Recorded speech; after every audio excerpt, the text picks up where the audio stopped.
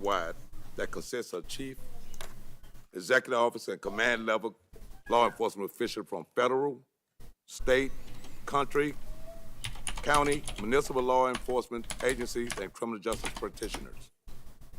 It is an honor for NOVA to provide written testimony on the nomination of Ketanji Brown Jackson to be Associate Justice of the Supreme Court of the United States.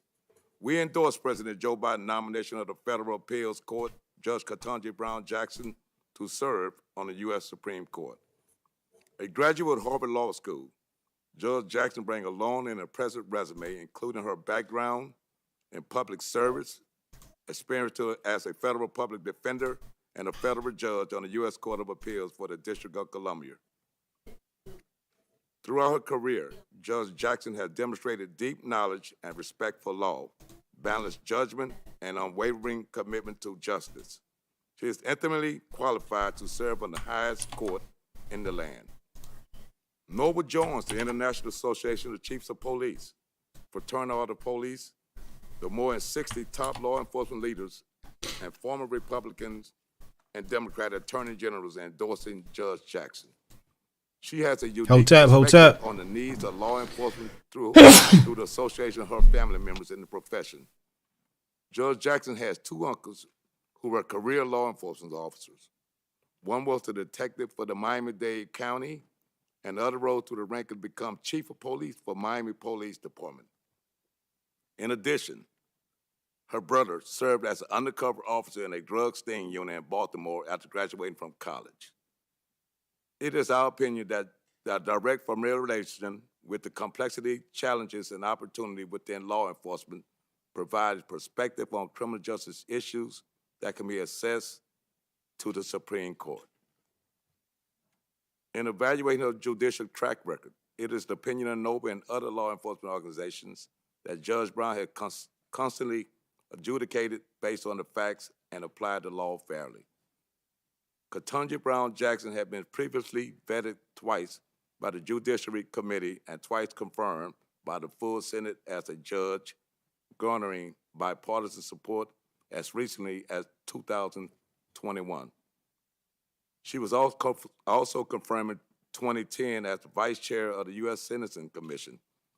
It is noble hope that Ketanji Brown Jackson will receive the bipartisan support for the most prestigious nomination to the nation's highest court. In closing, this is a watershed moment in our nation's history. Judge Ketanji Brown Jackson is a stellar nominee with extraordinary background. She is clearly qualified and possesses the knowledge, legal acumen, and experience to serve on the United States Supreme Court. NOVA is honored to endorse a nominee of this stature who is confirmed will participate in. All right, so somebody wrote this speech for him.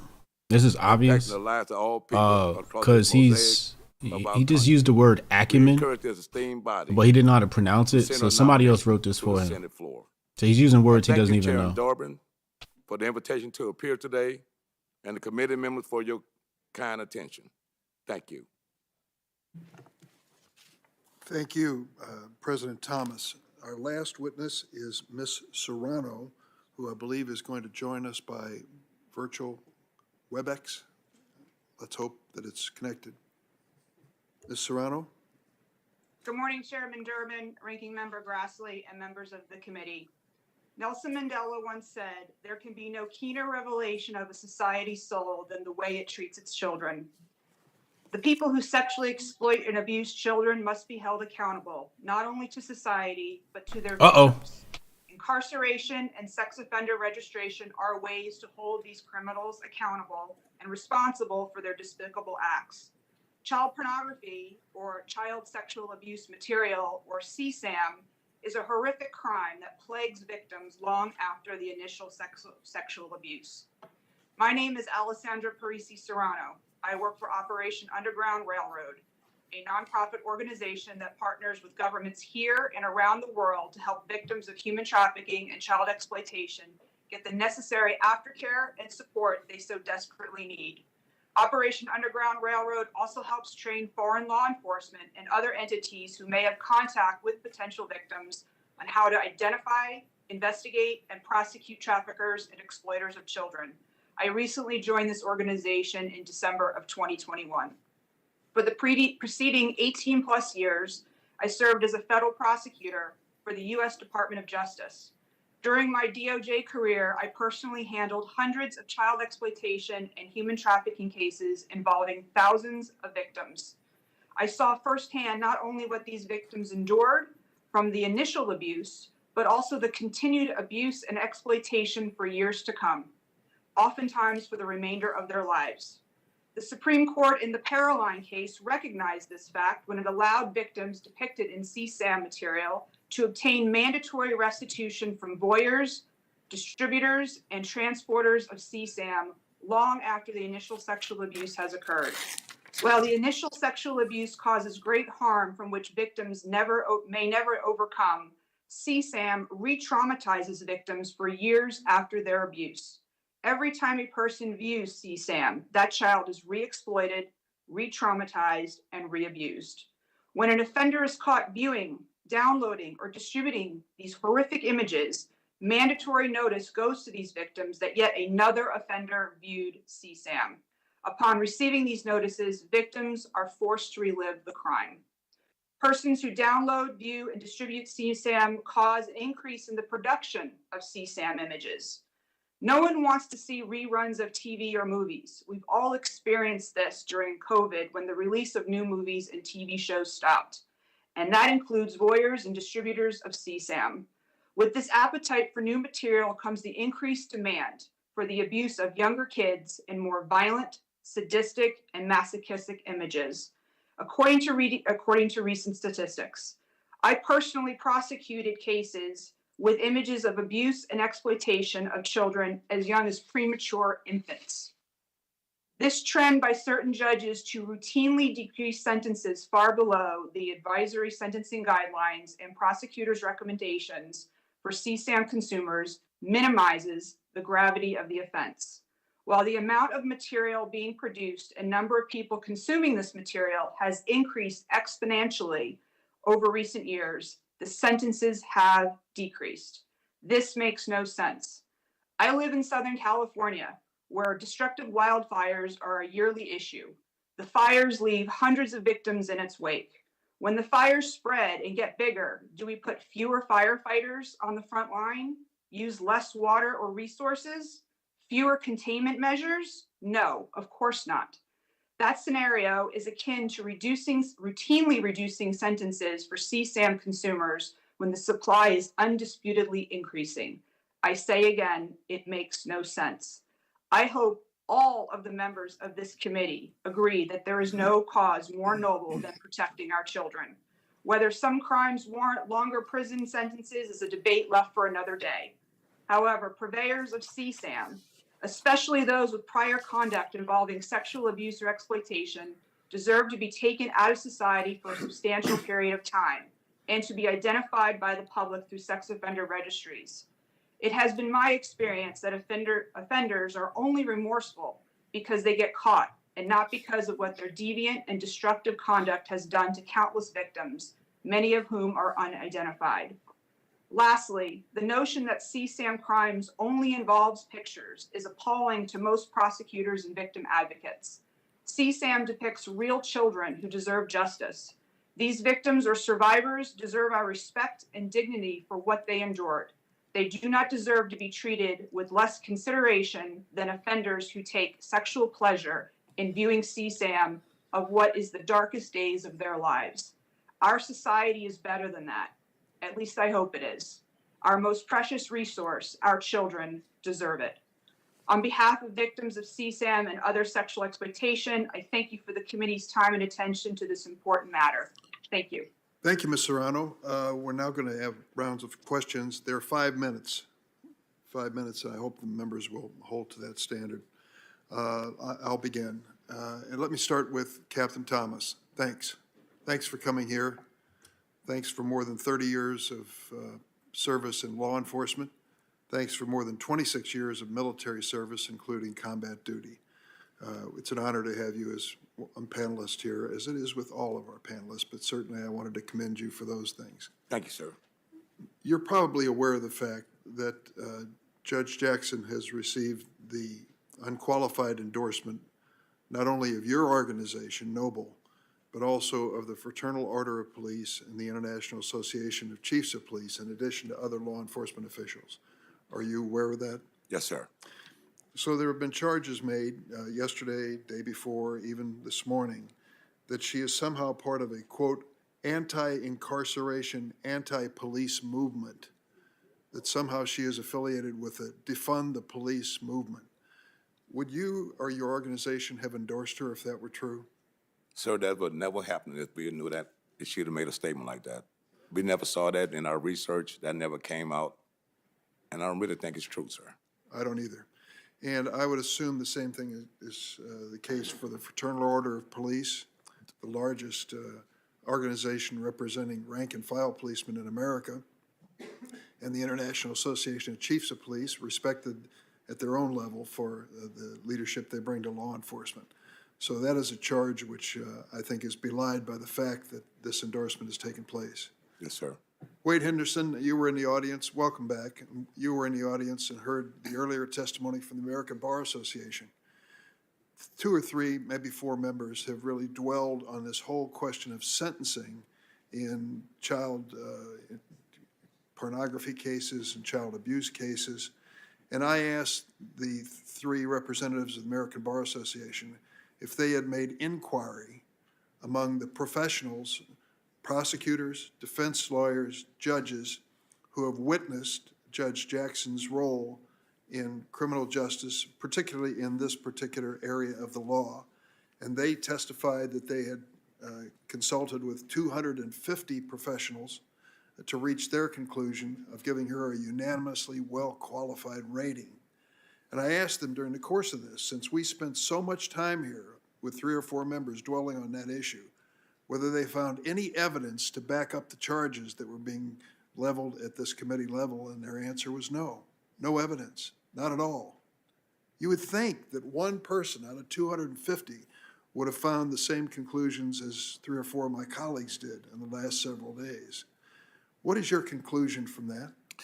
Mr. Chairman, your questions to the American Bar Association representatives, in my view, were dispositive of this issue of whether Judge Jackson in some way was outside of the legal mainstream of other jurists or somehow tolerated the abuse of children implicitly by the questions that were posed. I thought their responses this morning were completely dispositive. I began, when I saw the testimony yesterday, thinking that, unfortunately, this hearing has devolved in some ways to a partisan attack on an otherwise extraordinarily well-qualified nominee. By any standard, Judge Jackson's record, both on and off the bench, her academic achievements are unparalleled with almost anyone who has been appointed to the Supreme Court.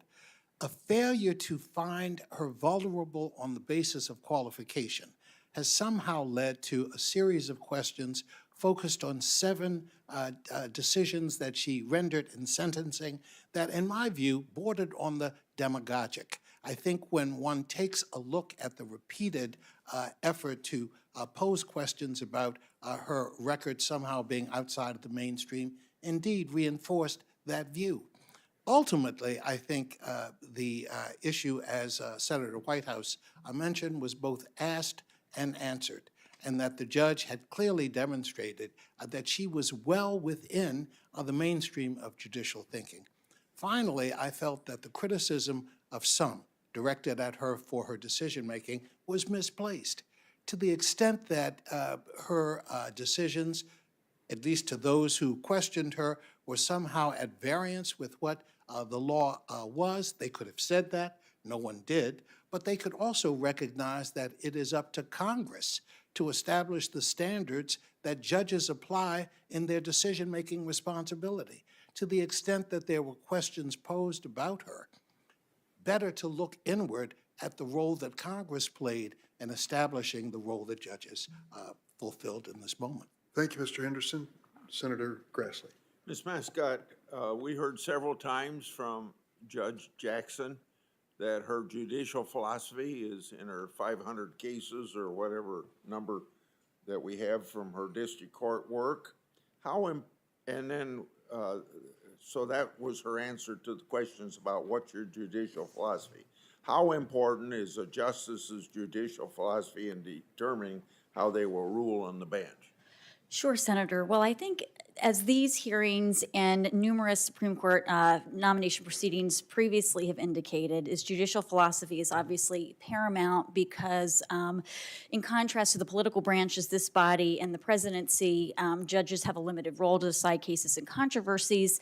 And as Mr. Henderson is saying, Congress has a large role in establishing what the role and the jurisdiction of courts are going to be and the procedures they're going to put into place. And so a judge's approach and philosophy in interpreting both the Constitution and statutory text is critical.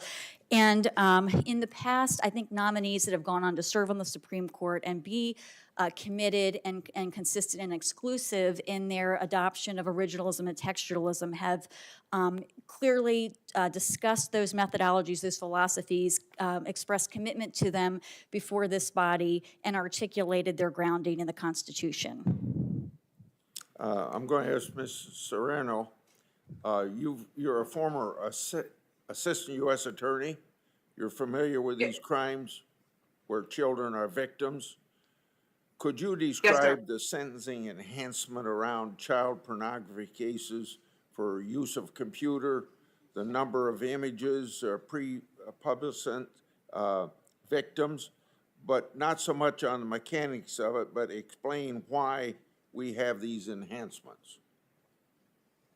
It's my understanding that the enhancements were created to recognize the aggravation that the use of a computer or somebody with more images versus less images, or someone with images of very, very young children, they would deserve a higher sentence than somebody who was not had those characteristics with their offense. Could you explain why possession of child pornography is not a victimless crime? Yes, sir. So as I said in my testimony, these pictures or videos are real children. They're somebody's kid. They have parents, they have grandparents, they may have siblings. These are real children. And every time somebody views it, downloads it, possesses it, transports it, re-victimizes them. Can you imagine your most embarrassing moments on the internet forever? And this is not just embarrassing. This is brutal, sometimes often very violent, horrible conduct that victims know that somebody is out there looking at it. Mr. Marshall, based upon your experience, which communities would be hurt most by anti-police movement? And is there anything in Judge Jackson's record specifically that concern you about her jurisprudence? Appreciate the question. As I raised in my opening statement, what gets lost when we describe the victims of crime is particularly where those victims are located. And those that advocate an anti-police and anti-incarceration statements are advocating directly against those that they claim to be able to speak for. You know, when I hear that Justice Jackson would be a voice for the vulnerable, very rarely do I hear that being described to those victims of violent crime who truly are the innocent and most vulnerable of the system as a whole. My broader objection as it relates to what I've seen of the record is when there is a judicial opinion drafted by the nominee in which she cites the New York Times for a quote that our criminal justice system is unfair and unjust. To me, that raises very specific questions about whether the nominee fully embraces whether or not our system is broken or whether or not she believes that the system works. Because to the extent that there continues to be the mindset that our system is unjust, then not only does it undermine the rule of law, but the ability of law enforcement to do their job and the public's confidence in the system in which we all hold dear.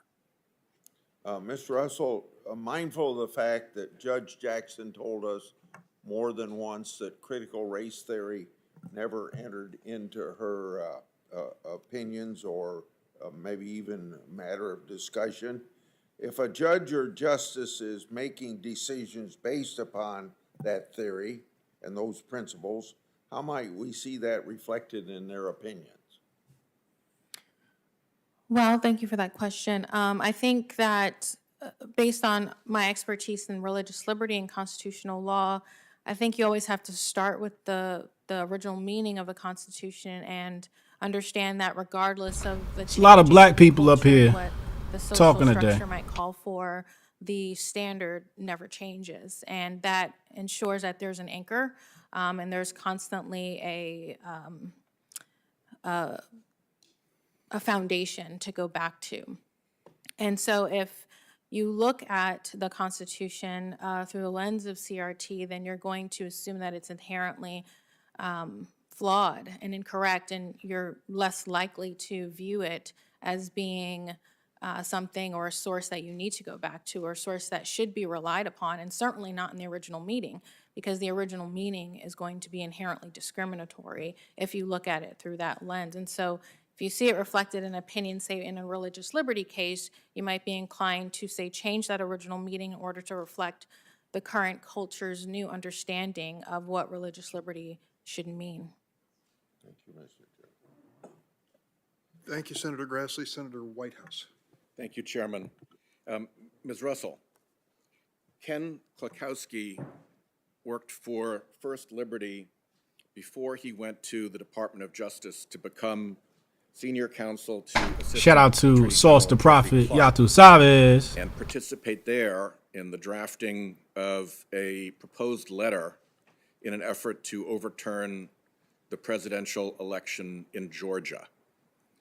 Did you personally, or did your organization have any role in helping to prepare or facilitate the preparation of that letter proposed by Jeffrey Clark? No. Thank you. Mr. Marshall, you were the chairman of the Republican Attorney General's Association and the Rule of Law Defense Fund in the run-up to the January 6th assault on the Capitol. And Rule of Law Defense Fund sent robocalls urging recipients to march to the Capitol on January 6th. Were you personally present in Washington, D.C. on January 6th? Your microphone should probably come on. I was not. Did RAGA or RLDF have staff present here? Can't speak to that, but Senator, what I can tell you is that we have denounced lawlessness. Not only is it related to what took place on January 6th, but also the lawlessness that continues to go on across our country with violent crime. And what I would hope is, as part of this hearing, that this body is likewise questioning our nominee about her philosophy on criminal justice as it relates to decisions she would make on the court. Did you personally know of or approve the text of the robocall that went out from RLDF? No. Do you know how that robocall was funded? Was that out of general revenues of RLDF, or was a specific solicitation made to fund it? No knowledge. No knowledge? Did you personally solicit funding for that robocall? Senator, I've made multiple comments here already. The question before this body is the nomination. I get to of ask Judge Jackson. questions. Yes, sir. And my what question I am to telling you is did that you we have denounced personally what took place that day, as we do money continue to denounce the for the violence taking place RLDF across this country. robocall that day? Pretty simple question. Yes or no, did you personally solicit money to support the robocall that brought people to the Capitol and who then assaulted the Capitol? No. Very well. Did you have any contact Yo, with what they turned members into of a six Congress hearing, yo? in any effort to keep the electoral process open through objections to give those coming to assault the Capitol time to breach the Capitol and disrupt the elections process? What's going on here? What? Yo, this is about a Supreme Court Have justice. you offered any testimony to the January 6th Commission? Have not been asked. You've not been asked. As you sit here, you enjoy the protection of the Capitol police officers who are here and who defended our Capitol against the assault on January 6th by the crowd that your organization helped recruit. Do you have anything to say to them, particularly to those who were injured in the line of duty on that day? Senator, I object to the premise of your question that somehow or another the organization I was connected with had anything to do with the violence that took place. We've denounced that violence before, and as I've done with you here today. Is Joseph R. Biden of Delaware the duly elected and lawfully serving President of the United States of America? He is the President of this country.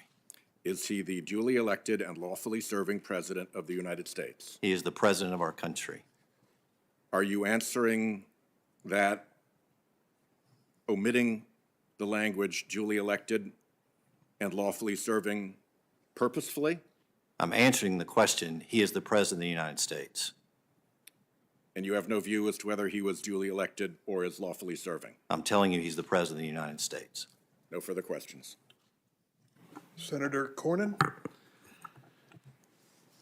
To me, one of the most important aspects of the confirmation hearings is the opportunity to revisit first principles about our government, separation of powers, freedom of speech. Ms. McCollum, thank you for your eloquent testimony about the importance of free speech. But I want to, Professor Mascott, I want to start with you and take you back to the Declaration of Independence, where it says that government derives its just powers from consent of the governed.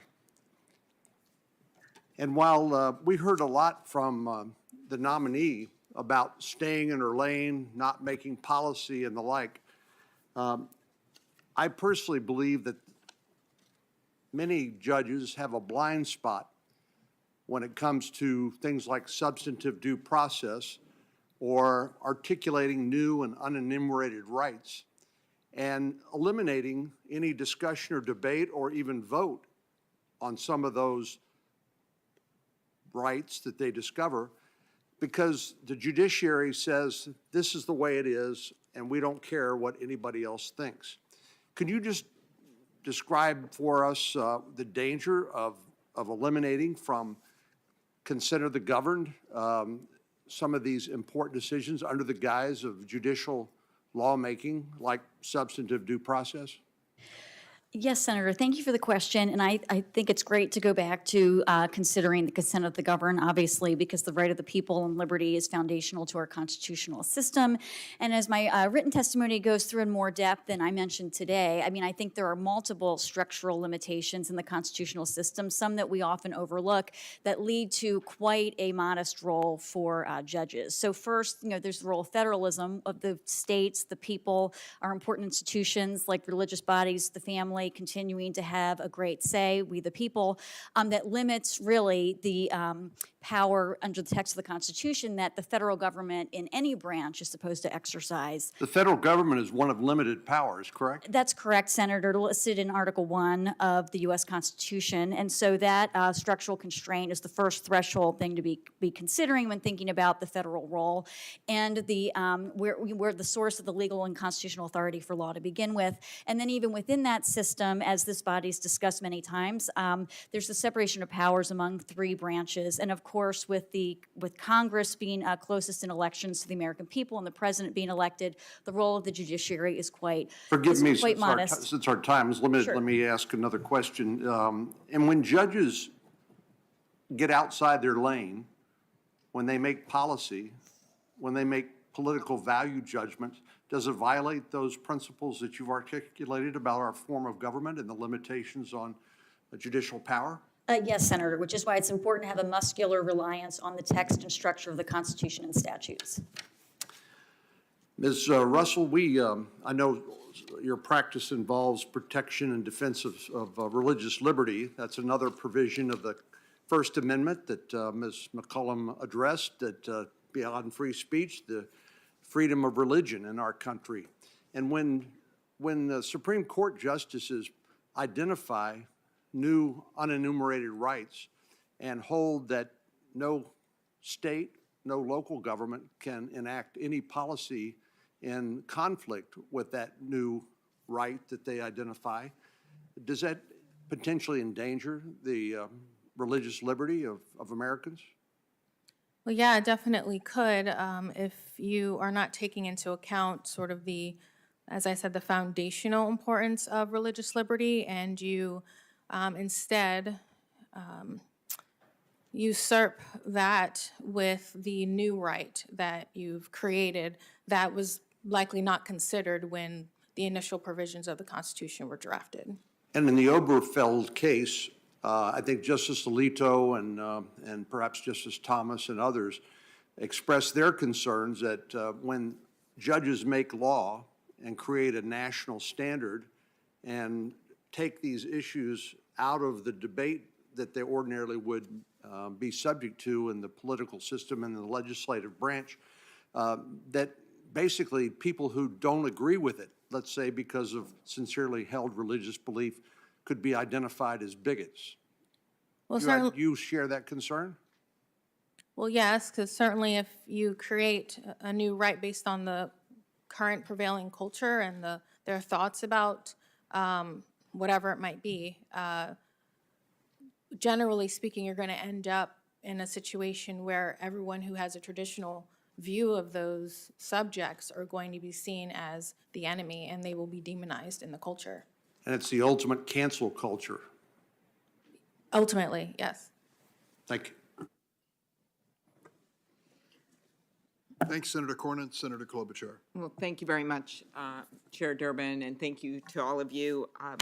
Representative Beatty, thank you so much for your leadership and for being here today. You talked about, in your testimony, about how there have been 115 justices, and only she will be the first, Judge Jackson, if confirmed, will be the first Black woman. And she will also be the first public defender. I thought there was no such thing as a woman. Sitting in the room where it happened, offering a different perspective. Could you give us your perspective? Two things. One, on what that means as someone that knows what it's like to go into an institution that didn't have different perspectives. That would be the House of Representatives. And two, just your view as a Black woman about the hearing yesterday. Let me start with your last question. And first of all, Senator, thank you for that. As I witnessed yesterday, and certainly want to say to Congressional Black Caucus member Senator Cory Booker, thank you yesterday. It was emotional, it was heartfelt, but it also spoke not only to Black America, but to America, of how valuable this will be, because what we will see when she is confirmed is what America looks like. We are no longer looking at where we were 56, 65 years ago, but yet we're still fighting for the same thing. So I say to little girls, and especially little Black girls, it will be important for them to see that they could do what her best friend said of her when they were 12 and 14 years old. I think it builds hope for America. And we know that all too often as elected officials, and wanting to get more people who are representative of this wonderful America that we live in. And that includes making the change and having the courage as senators to confirm a Black woman, not because she's Black, and this is what I want you to hear loud and clearly, but because she is qualified, more qualified than most we have seen in this room. And that's not just based on my opinion or my thought, but it is based on facts. It is based on when you look through the 600 some opinions, when you look through the 12,000 pages that were sent here on what she did on the United States Sentencing Commission, the 70-some thousand pages that came from the Obama library, when you look at what all the fact-finding checkers have said about her record, I say look to each of us, and this is why it is important to me. There is not a perfect person in this room. Yesterday, a minority senator said he did not agree with everything that his colleagues were saying. So I think you can look at anything or any person and find something that you want to find fault with. But in this case, there are so many things that she has just been impeccable on her reverence for the rule of law, for her impeccable decision-making. She is not perfect, but she is amazing. And that's what I want America to know. And I just want to end with this because I am also chair of the Congressional Black Caucus. And I want you to know, while we are very diverse, our power is our unity. And we embrace and endorse her 100%. Thank you. Thank you very much. Thank you. Mr. Henderson, you've been a leader on voting rights. Yesterday, Judge Jackson talked about how the right to vote is a fundamental right in our democracy, as other nominees have said in the past. How can the court, in your view, particularly after what happened yesterday with the shadow docket case in Wisconsin, work to reestablish public confidence in voting rights cases? Very quickly. Thank you for the question. Thank you also for your leadership in trying to protect democracy in your role as chair of the Rules Committee. I think the court has a very important role to play to preserve the right of all Americans to the vote. We now see democracy under attack in unprecedented ways. It certainly began with the January 6th insurrection, but it continues now at the state level in some states that are rolling back protections that guarantee the right to vote. I am hopeful that the court will re-examine the role it has taken with regard to the Voting Rights Act, which it has stripped of its essential powers at the Supreme Court level. And I think a case has been made that there is a need for a new structured Voting Rights Act. And we hope, of course, that the Senate will ultimately come to accept that requirement. Well, thank you. Mr. Chair, I'm not going to ask another question, but I did want to say to you, Mr. Rosenthal, as someone who's kept my friends since middle school and high school, I especially enjoyed your testimony, and it reminded me of when I asked one of Sonia Sotomayor's friends in a similar panel, who was a friend from middle school or high school, what she was like at that point. Maybe it was elementary school, and he said judicious. And I thought, so I enjoyed it very much. Thank you to all the witnesses. Thank you, Senator Klobuchar. We've been told by the Republican staff that the order based on early bird rule on their side is Senators Lee, Tillis, Blackburn, and Cruz. It appears, Senator Tillis, you're next up. Thank you, Mr. Chair. Thank you all for being here. I listened to your testimony and watched it in my office. Mr. Rosenthal, you're getting married in a couple of weeks? Yes, Senator. Good. Also wish that your father returns to good health. Thank you. Captain Thomas, thank you for your law enforcement service and your service in Iraqi freedom. Ms. McCollum, I think this is the first time I've asked somebody questions who were actually a plaintiff in a Supreme Court case. It's an honor. Your testimony was unbelievable. Before I leave today, I hope I can get one of your cards. I think it reads sure. Hope, Health, and Love. Hope, health, and love. So you were at this abortion clinic as a counselor? Yes. Sidewalk counselor. Yesterday, I tried to make the distinction because I think some people were approaching that case as a pro-life or pro-choice case, and I was trying to make the point it was about freedom of speech. You agree with that? I think you said these are members of the American Bar Association. Now, in the amicus brief that was created, some invited by I think Republicans and some these invited weren't by words necessarily of Democrats. those who created the amicus brief, but they were quotes from, I guess, the plaintiffs in the original case that you were mean, in your face, aggressive, and I think that the other quotes said that they even felt like they may be shot by you. Now, I know that was a couple of years ago, but that seems to be not characteristics of your behavior. Would you agree with that? Oh, absolutely. You were out there. Yeah. You were not the only one. Were there others out there as life counselors or? Sure. Yeah. Were any of them mean, in your face people that looked likely to shoot somebody? No, absolutely not. So tell me a little bit about I'm sorry, I got to go quick because I'd like That's to hear okay. you talk. I'd like for you to repeat your opening statement. But tell me about I was trying to get with Judge Jackson yesterday, who incidentally, Congresswoman, I think is eminently qualified. And I find it hard to believe that anybody on my side of the aisle would disagree with that. So this has more to do with the application of philosophy worldviews it could potentially influence. But I think you should make no mistake that I agree with the ABA that she is highly qualified, and I'm glad to see she got that rating. But I'm trying to get an idea of what it was like on the ground.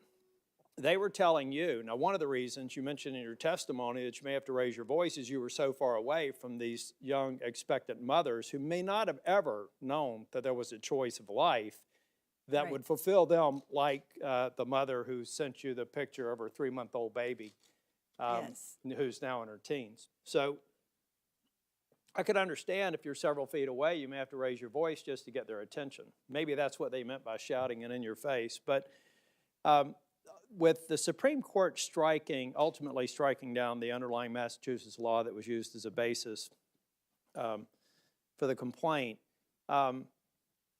were there people that were inside the envelope, or maybe, I was trying to determine whether there were people that were escorting them in, which are basically expressing their free speech rights to choice. Were they there, or was it just that, so were there people inside the buffer who were able to escort them in, and your argument was that you want to be there to hold their hand, I think you said, never walk the journey alone. Is that an accurate portrayal of the facts on the ground, that you felt like you were not given fair access? Fair, that's true. Okay. Because, yes, you have it there, Senator. And yes, they are inside the buffer zone, and they're talking to the mother-to-be. That's what I thought. That's why I just wanted to get it right. Yes. And I think it's wonderful that you're here because you're either an Oscar-winning actor or actress, or the fact of the matter is that was a wholly unfair assertion of who you were. Just a quick question. I actually had one for Ms. Russell and Ms. Mascott. I'm not going to have time for both. So, Ms. Mascott, you talked about in your opening testimony the application and practice. I was thinking about a case that Senator Cornyn brought up that had to do with the congressional direction. The plain word of the statute said that the removal, the two, are you familiar with this? Are you talking about Make the Road, New York? Yeah. Okay. And it was my understanding that Judge Jackson used as a basis for the nationwide injunction that it did not comply with the APA, but that seems to be a tactic every once in a while, even though the plain letter of the text seemed like, and I think it's the reason why it was ultimately struck down by the D.C. Circuit. But do you know of any other examples where Ms. Jackson may have applied a similar logic to a case? Well, in that particular case that you're speaking of, I think it was not failing to rely on a provision that clearly limited the role of the courts and gave the discretion to make the decision to the acting Department of Homeland Security Secretary. I think in other opinions, what seems to be the case is that Judge Jackson is using a blend of sources, perhaps relying on legislative history or looking at intent or purpose more than other justices in the past who have expressed exclusive commitment to textualism, or maybe in applying canons of construction, perhaps moving beyond text sometimes in a way that might be different from other justices in the past, like Justice Scalia and Thomas. So, of course, it's hard to predict based on district court rulings how a judge will rule, but there are these other instances like the one you mentioned, or in the McGann case where the D.C. Circuit disagreed that suggests maybe— in the interest of time, because I know we have a vote, I'd be very interested, thank you for that, but I'd be very interested as a follow-up, if you have time over the next week, to just provide me a few specific examples if you can. You don't have to go to a great level of detail, but I would appreciate it. Mr. Chair, thank you. And Ms. McCollum, do you have one of those cards? I'm going to get it on the way out. Thank you. Thanks, Senator Tillis. This isn't a coup. Senator Durbin has gone to vote, and as is customary, one of the members of the committee takes his place. And I'm in the chair now, Richard Blumenthal of Connecticut, and very pleased to have my round of questioning while I am taking the chair for Senator Durbin. Let me ask Dean Goluboff, you have an extraordinary career yourself as a trailblazer, the first female dean at the University of Virginia. You had a distinguished clerkship with Justice Breyer, and before that, our good friend Guido Calabrese, one of the most distinguished judges and scholars in the United States at the Yale Law School, where you went as well. A number of us on this panel have talked about the legitimacy crisis that the Supreme Court faces. Maybe the result of self-inflicted wounds, maybe the result of the times in which we live, but Justice Breyer's very thoughtful, deliberate, methodical approach, as was outlined by Judge Jackson as well, seems to be one of the hallmarks of his ability to bring the court together to overcome divides and disagreements, which in my view is very important at this point in the court's history. Would you agree? I would. And maybe you could elaborate as to why that is important for this court at this moment in its history.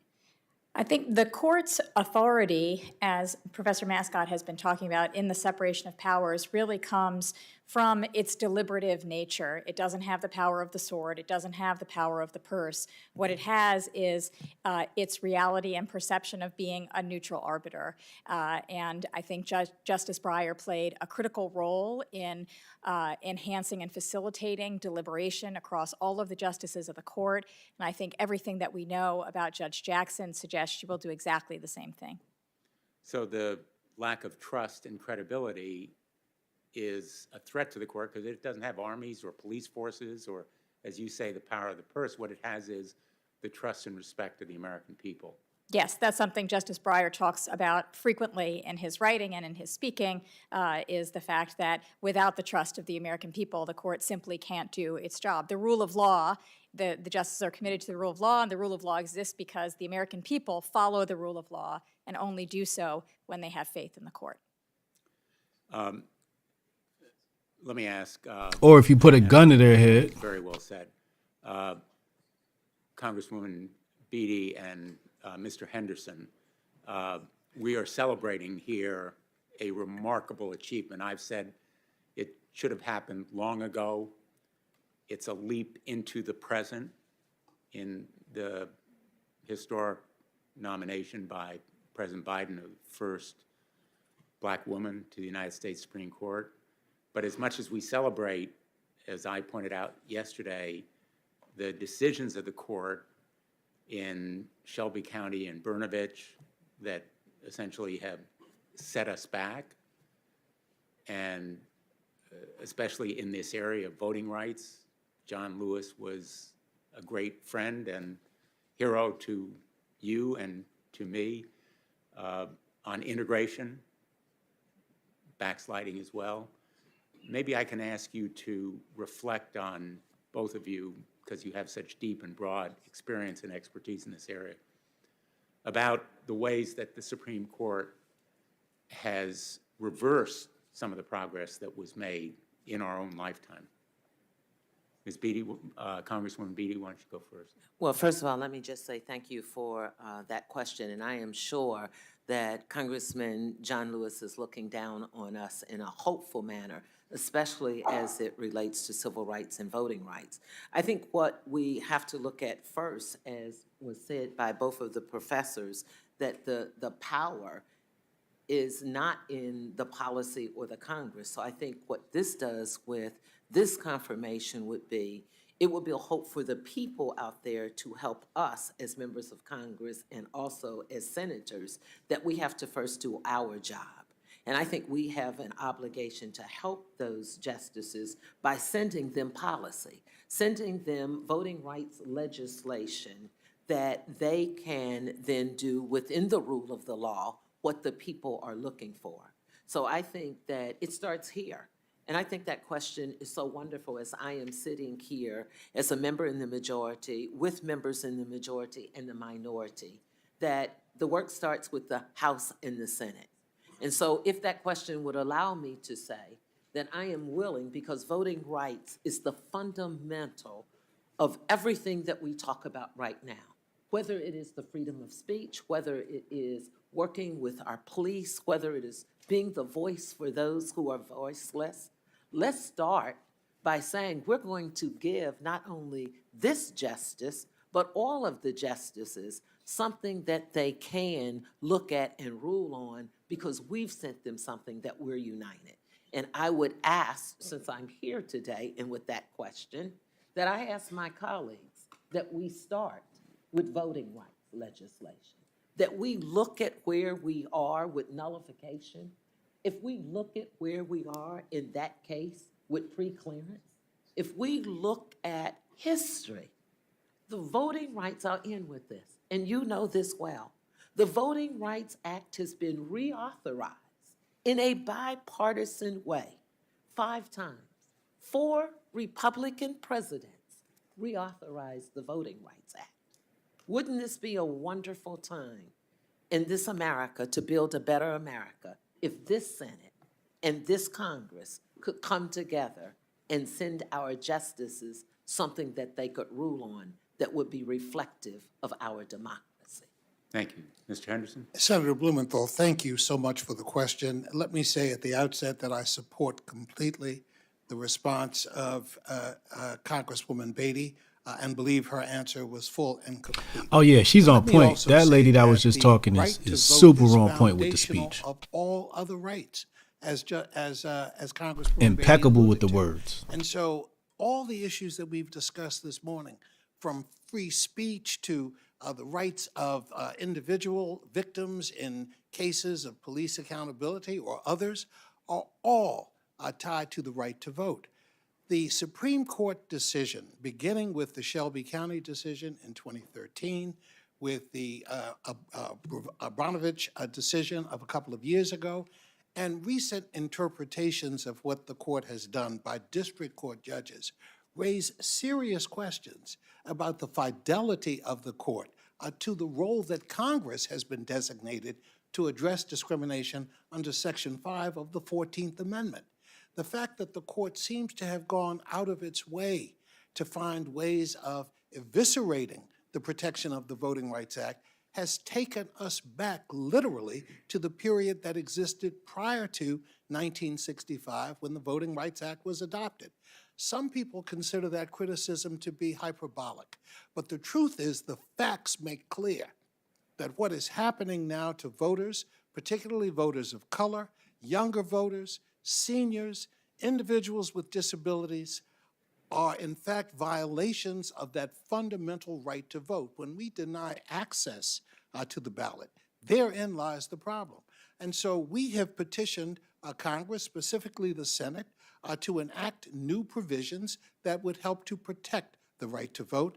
We are disappointed that earlier this year that effort was not undertaken with the complete bipartisan support of the Senate, but we hope that in the future that will happen. I remind you that 16 members, Republican members of the Senate, who voted for the Voting Rights Act in 2006 in the reauthorization, have so far been silent on this question of whether to move forward on the act. We hope they have a second opportunity to do so. Thank you.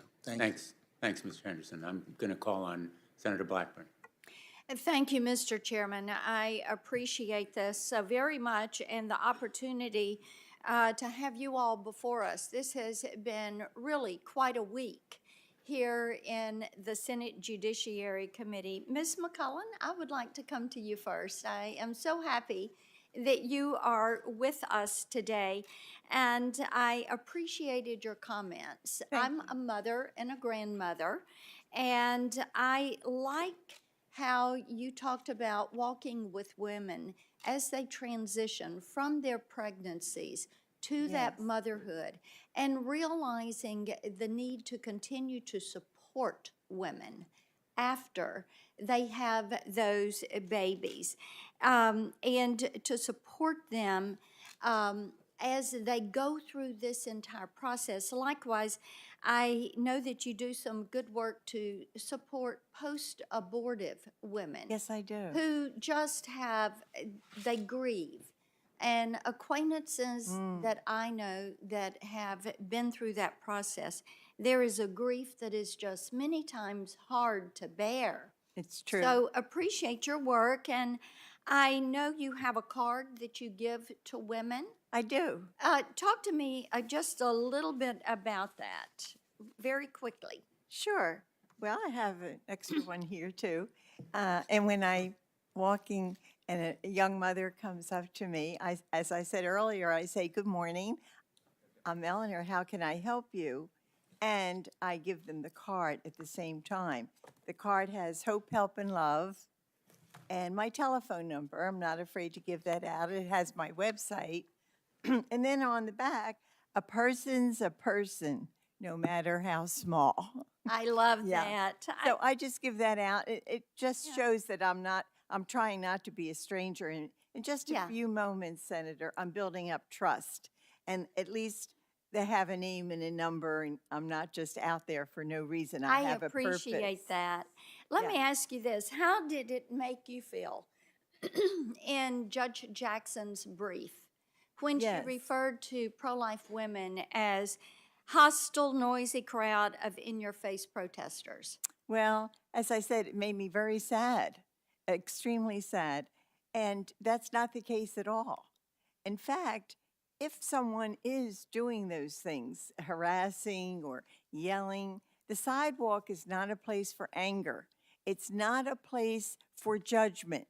Anyone that comes to be a sidewalk counselor should be compassionate, not judgmental, and helpful and kind. So we have workshops. I run the workshops. If a new person wants to let me move on just a minute, but thank you for that work. Ms. Mascott, may I come to you, please? Yes. I closed out last night with Judge Jackson, reading back to her some of her opening statement. Now, everyone up here, as I've listened to you all, the ABA, their witnesses that were with us earlier, you talk about preserving our form of government. You talk about preserving equal access, equal justice. And there was a comment in Judge Jackson's opening that I read back to her because she left out something very important. I'm going to read this to you, and I'd like your comment. I've been a judge for nearly a decade now, and I take that responsibility and my duty to be independent very seriously. I decide cases from a neutral posture. I evaluate the facts, and I interpret and apply the law to the facts of the case before me without fear or favor, consistent with my judicial oath. And I told her there was a word missing from that I thought deserved more attention. And that was, it should have been there, that it should be consistent with the Constitution, because that should be where a justice goes first. Is that not correct? That is correct, Senator, and I think largely because the Constitution, of course, gives the federal government only limited enumerated powers. And so to be able to have a context for interpreting relevant statutory text, one first needs to think about whether Congress, the federal government is authorized to take the action in the first place and where the text then falls within the constitutional structure and the judge's role in interpreting it. And, we had a very difficult time, never got her to nail down her judicial authority, her judicial philosophy. That concerned us. There's another thing I want to ask you about. This is where she talked about CRT in sentencing. This was from a 2015 speech. And I felt like this was really inappropriate. I also try to convince my students that sentencing is just plain interesting on an intellectual level, in part because it melds together myriad types of law. Criminal law, of course, but also administrative law, constitutional law, critical race theory. Is critical race theory a type of law, Ms. Mascott? Well, Senator Blackburn, I teach a number of courses at Scalia Law School, and none involve critical race theory, so I would not be the best expert on that. As far as sentencing, though, I think, again, in that area as in all, it's important to focus on the text of law, and of course, Congress at the federal level would have the largest role in terms of establishing the range of appropriate sentences for a crime, and so folks applying that, of course, always would be looking to the text of the laws put into place by Congress. Congress has, over the years, given a lot of discretion, but could narrow it it if it decided that judges were not applying the rule properly. Thank you.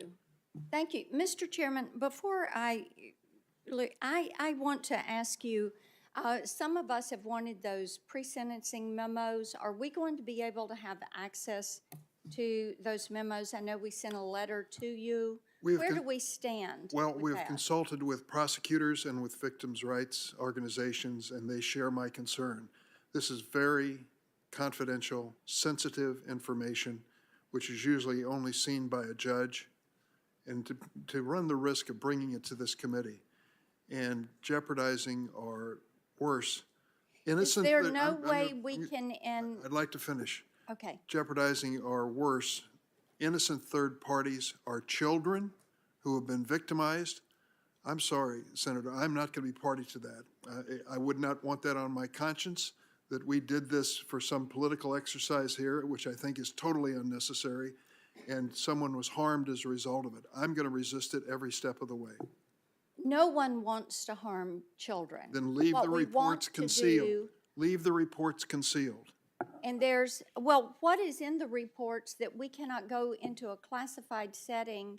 I want to tell you something. These? If you are a parent of some child who's been exploited, and you recognize this judge's name as perhaps have presided at the trial, and realize that now the report that has been kept in confidence all these years is now going to be handed over to the United States Senate Judiciary Committee, what would you think as a mother if it were your daughter or your child? I would think this is an act that is reckless.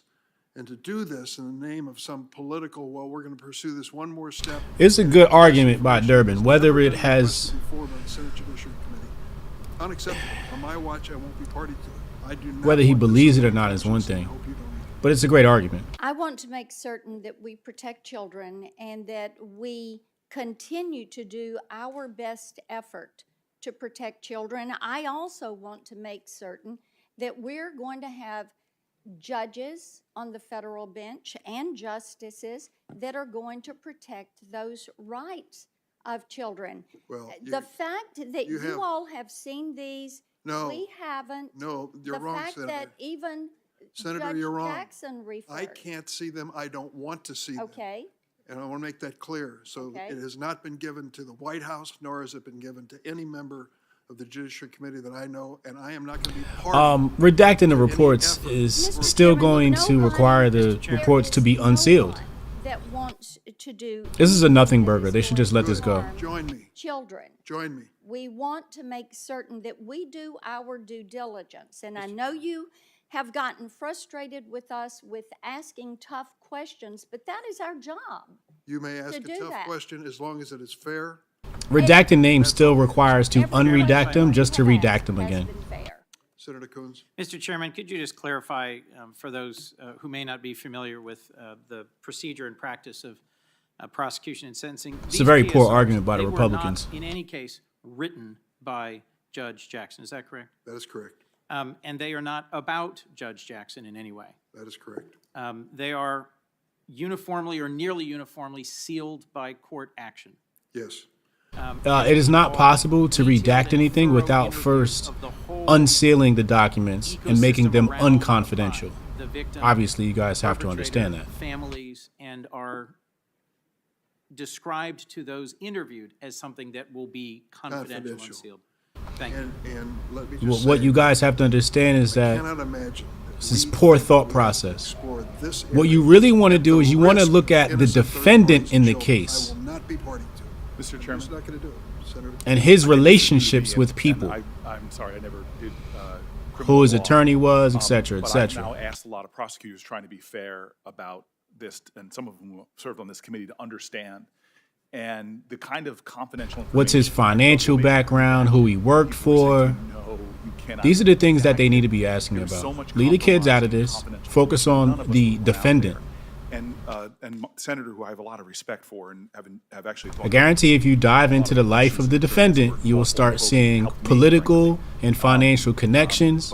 You look at his bank statements, you'll see how much money this individual has, and you'll notice commonalities between all the defendants who she went easy on. And am I fair to say thousands of judges have been put onto federal benches? Stop asking for the And this is a new documents. It's paradigm. foolish. We have never asked for this kind of confidential information from a third branch of government. It's just never been done. And when you cross a precedent like this, now I've seen this having been 8 years in the Senate, what you're going to create now, first of all, this information should never be released to politicians, in my opinion.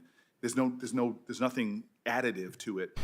But what you do when The you cross that line senators is now you're gonna looking create at the documents so some is performative exposure of the Democrat children identities to individuals. is going to demand the same Stop information asking for that. and It's use it or ridiculous. exploit it for political purposes. I don't think we want to cross that line in this body where this has never come up in in the 200 years. I don't know how long this information has been collected in this manner. It just seems like a really large. Exactly. Jonah Ryan gets it. The Republican says right there, the Republicans are working with Democrats to distract from her corporatism. Exactly. That's what this is about. Y'all worried about documents and redacted names, and no, let's look at the corporatism of her ties and the ties to the defendants. It's that simple. Impeding upon issues of privacy.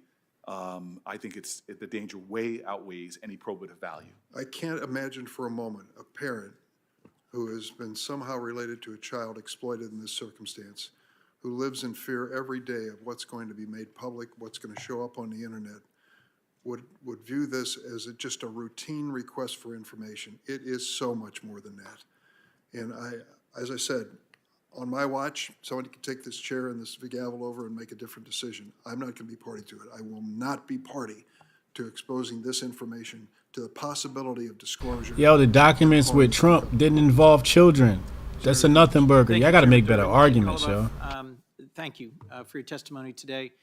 Like Judge Jackson, you also clerked for Justice Breyer, and you're a well-respected dean of a prominent law school. I just wanted to ask a few quick questions of you and a number of other witnesses, if I might. Judge Jackson's jurisprudence has been questioned. All you need is a defendant's names. Once you got the defendant name, you could do your research from there. You don't need the documents. Is it your view that she, either in that case or in other cases you may have considered or reviewed, has overstepped the role of the court and has engaged in a jurisprudence that gets outside her lane as a judge? Thank you for the question, Senator. It is absolutely my view that she does not get outside her lane. She, I think, comes down in cases on both sides, depending on what she sees in the facts and how she applies precedents. I think she has been assiduous and conscientious, both in that case and in others, to think about precisely the kinds of questions that Professor Mascott mentions. What is the role of the court? How much deference to offer to the other branches? How to ensure procedural consistency. I don't need to see the documents of Jussie Smollett's case to see his political and financial connections. Let's look at the political and financial connections of the defendants, and you will start drawing parallels. This is work that can be done by any individual, people in the chat, whoever, independent of what the Senate is doing right now. You could go do that right now. What you described is crucial to being a good justice, to taking every case on its own terms, to asking what the Constitution says about the particular case at hand, which includes the original public meaning, which Judge Jackson has said, but does not end with the original public meaning. Originalism is really a capacious term, and even among originalists, there are a lot of disagreements about how cases should come out. Justice Scalia and Justice Thomas disagree quite considerably about how much to consider precedent or not in their own decisions, and the interpretive part of constitutional interpretation is really the first part. You look to original public meaning, that's what Judge Jackson has said she would do, and then the second part is you apply it, and you have to consider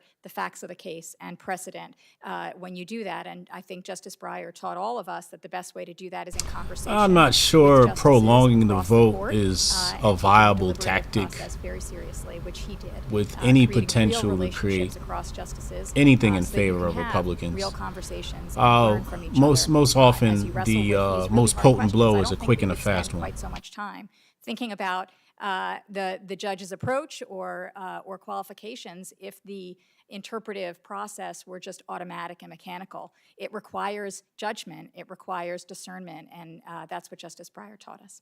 To follow up on a previous exchange, do you have any doubt that Joseph Robinette Biden Jr. is the duly elected president of the United States? I do not. Shout to Cannon Hotep in the chat. County executive of the county had the second largest police force in my admittedly small state.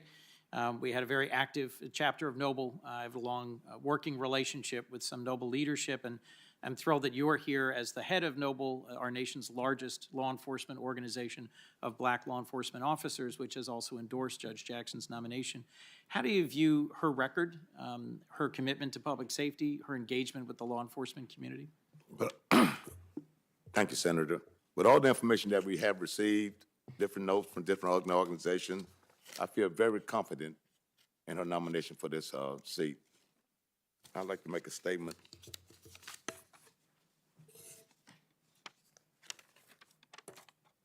Her temperament, her fairness, her respect for the law, and her honor of the Constitution make Judge Ketanji Brown Jackson exactly what we should expect from someone who will rule on matters that will affect our country and judicial system for generations.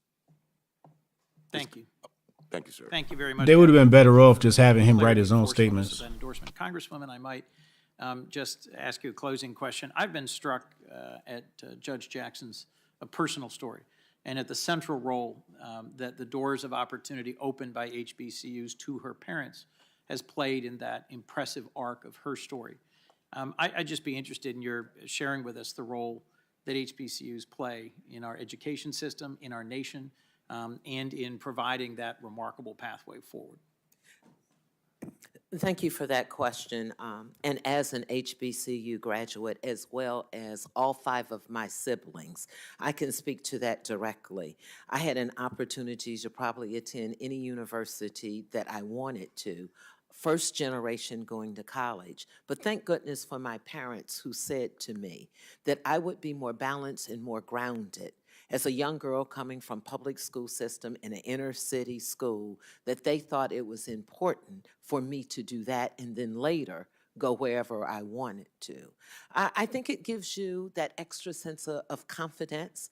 I think it also made me value that diversity. I had people from the continent of Africa teaching me. It was the first time in my history that I had seen so many professors and scholars who looked like me. So it made me soar when I walked into other rooms. I think like Judge Jackson, when I heard her tell her story of how she felt that first week or month at Harvard, but it was, I believe, her success and confidence and wind beneath her wing, her parents. Her parents in that grounding of HBCU universities, and that's what they do for so many of us. Thank you. So I think it plays a valuable role. Thank you, Congressman. Thank you, Chair. Thanks, Senator Coons. Senator Cruz. Thank you, Mr. Chairman. Just a moment ago, Senator Coons was having an exchange where he described Judge Jackson's jurisprudence as assiduously fair and even-handed. Professor Mascott, in Make the Road, New York versus McAleenan, Judge Jackson found a cause of action to challenge the Department of Homeland Security's determination of the scope of which aliens are subject to expedited removal. In doing so, she disregarded the plain language of the statute that explicitly said the Secretary had, quote, sole and unreviewable discretion to set the designation at any time. That decision resulted in a nationwide injunction preventing the Department of Homeland Security from removing illegal aliens from this country. That decision was reversed by the D.C. Circuit unanimously. In your judgment, was her decision in Make the Road New York versus McAleenan assiduously fair and even-handed? Well, Senator, I cannot sit in judge motivation of what was driving particular interpretation. In terms of the interpretation of the statutory text and structure, the opinion overlooked the clear discretion that was given to the Acting Secretary of Homeland Security in the expedited removal context. Plain and explicit text of the statute. The plain and explicit text of the statute, and actually text of the statute that had been applied several times previously when acting heads of the Department of Homeland Security had, using just policy notice, made changes in expedited removal. Thank you. Let me shift. Ms. Serrano, thank you for the work you do with children who are victims of sexual exploitation. The work you do is very, very powerful. As you know, significant concern has been raised by myself and others about Judge Jackson's pattern in sentencing criminal defendants guilty of either possession or distribution of child pornography. In the Harvard Law Review, she wrote a note advocating a new way of examining restrictions on sexual offenders and arguing for a standard that, if applied, would likely result in striking down the sexually violent predator civil commitment laws in states across the country, and could arguably also strike down the sex offender registry laws across the country. Ms. Serrano, what would be the effect if the view she articulated in the Harvard Law Review was adopted by the Supreme Court, and if those laws in turn were struck down? I'm not familiar with Judge Jackson's writing in the Harvard Law Review, but I can tell you that sex offender registry plays a critical part in allowing the community to identify where people who have demonstrated by their conviction of a sexual interest in children or other exploitative behavior such as rape or that sort of thing. As far as civil commitment, there are certainly state laws. I'm not familiar with all of them, but there is a process in which the due process is done, whether someone should be civilly committed because they cannot function in society due to their sexual deviance. So, Ms. Serrano, we've gone over in some detail. The Democrat talking point is that criticism about this issue is based on cherry picking. Yesterday, I gave Judge Jackson a chance to explain all of the child porn cases she's ever sentenced in. And that's a universe of 10 cases. Of them, 5 of them, Downs, Cooper, Hess, Kane, and Buttry, 5 of them, she sentenced the statutory mandatory minimum, the absolute lowest sentence that was allowable under law. She has a pattern when there are prosecutorial recommendations of sentencing on average 48% less than the prosecutors have asked with regard to those in possession of child porn. And she repeatedly articulates, for example, in the Cooper case, but she does this in every case, she articulates that she thinks the sentencing enhancement for the number of images of child porn makes no sense and isn't valid. And rather than having a 5-level sentencing enhancement, she reduces it to a 2-level enhancement. Ms. Serrano, does that make any sense to you, that there is no difference whatsoever between a defendant who is in possession of a single image versus another defendant who is in a possession of hundreds, or in one of the cases in front of Judge Jackson, someone that had 6,700 images of children, some very, very young children, infants, toddlers? Does it make any sense that she would systematically say those are identical and that she's not going to apply the enhancement in the guidelines? Thank you, Senator. I am not familiar with Judge Jackson's sentencing. I apologize. I was doing my day job yesterday, so I wasn't able to watch the hearings as much as I would have liked to. But I can share with you that the increases for the number of images, I think, accurately reflects the type of offender that you're dealing with. Somebody with, you mentioned 6,700, that's actually on the low side. When I was doing prosecuting cases, we're talking about people with terabytes or millions of images. And so somebody with that type of collection should conceivably be sentenced more harshly than somebody with, say, 20 images or 50 images. Thank you. Thank you. Thank you, Senator Cruz. Senator Booker. Thank you very much, Mr. Chairman. I actually really love this. I've been through 3 Supreme Court justice hearings, and when the 10 people come forward from all different backgrounds in America, and people supporting a candidate and not supporting a candidate, it is always uplifting to me. And I have a lot of respect and honor for everybody on this panel. You all are great Americans who are dedicated to this country's highest ideals as you see them. And to give you an example of why I'm so serious, I had in a previous panel of a Supreme Court justice I was dead set against, my constitutional law professor come in and be dead set for them. And I love this professor, still do, and I love him not just because he was a great professor, but also because he passed me. I just want you to know, you may feel partisan tension in this room, but there is a lot of respect for the 10 of you who took time out of your schedule. Many of you traveled a very long way, and so I want to say thank you. Mr. President, Captain, my questions are for you, but if you don't mind, I'm going to take a quick minute to address the Congresswoman and just want to say a couple things to her publicly that are really important. First of all, the Congressional Black Caucus, it has been one of the greatest privileges of my life to be a member of too few senators that have ever been a member of that body. And I want to say publicly, because this is true, I tried for years to get on this committee, and the Congressional Black Caucus advocated for me for years. Went to Chuck Schumer and said, you need to get Senator Booker, not just because you haven't had an African-American on there for a long time, but you guys saw faith in me that I could represent well here, and I just want to thank you for that. And the second thing is just very personally to you. I had one of the most difficult summers of my life last summer. You know this, my brother had a terrible stroke. And when you see people up here on this panel, you don't know what they all have been through. I did not know that the chairwoman of the Congressional Black Caucus had a horrific stroke at the age of 50 that left her seriously debilitated to the point where you could not walk. And your story at my time of family crisis to me, talk about tears. You were one of the best people I spoke to by telling me your story. And I see you now sitting there. It just is tremendous to me who you are, and my depth of love and respect for you, especially showing up for me at a time I really needed it. Thank you.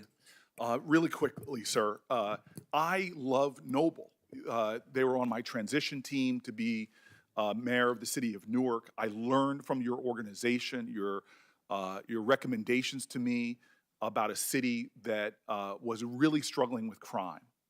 And I'm happy to see Honorable Marshall and others who have to live this life of knowing, confronting some of the ugliest parts of our country, which is what happens in communities that are struggling with high rates of crime. I want to say for the record, because it often doesn't get said, Chris Murphy's book put this data point in there, that there is much gun violence in inner city communities as there are in other low-income communities that might be rural and might not have the same ethnic diversity. So I don't want to pick on any communities here who are struggling with crime. Red states have high crime rates, blue states have crime rates. This is not a partisan issue. This is a human urgency. I have shown up before ambulances at sites where young people have been shot. I've seen the horror and have been traumatized. And I have so much respect for police officers because what they go through every single day on the brink, often in the gap between safety and not safety. I have seen my officers. I remember a shooting where my officers ran in, no situational awareness, upstairs to see a woman who had committed suicide and had shot her baby. Mm-hmm. And then they go back to work the next day. And so I just want to ask you, then I'm done, this one question, because I know what's at stake. And here is a Supreme Court justice to the highest court in the land. And there have been people casting aspersions that she may not be the justice that would keep us safe. As a person in this room, I doubt there's anybody more in this room right now that lives in that gap between safety and horrific violence. Why are you so confident, despite all the aspersions that have been cast, that this person will be a phenomenal justice for the safety and security of families in America? The safety going to start with the law enforcement that we have present throughout the United States now. The Supreme Court justice just going to make it more, if it's something get before the Supreme Court dealing with law enforcement, it can make a difference, but we got to start at local level with the law enforcement. So that's why my organization, NOBLE, is so important.